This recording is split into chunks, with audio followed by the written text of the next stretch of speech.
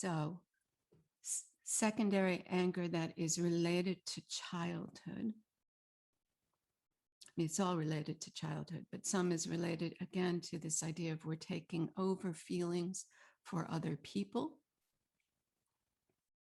A couple of people mentioned fathers.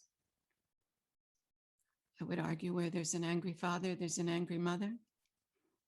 It just looks different. One may be outward and one may be inward. Right? So sometimes we take over feelings for previous generations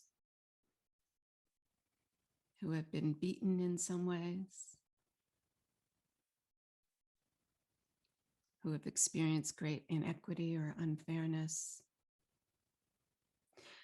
But secondary anger that's related to our own childhood tends to be into a kind of interrupted movement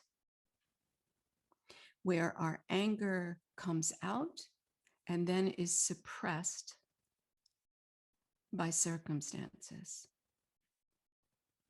by fear, wherein we are afraid to express because we will somehow be beaten down or smacked down, or by fear of hurting,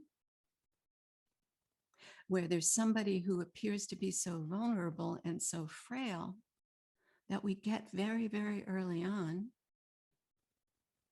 that our anger will hurt them. So we suppress it for another kind of fear. But both those scenarios lead to squelching down and teach us something really important, which is that there's nobody there who can tolerate us. And so we will not be heard. We will not be heard early on. So when you think about anger now, one of the things you might think about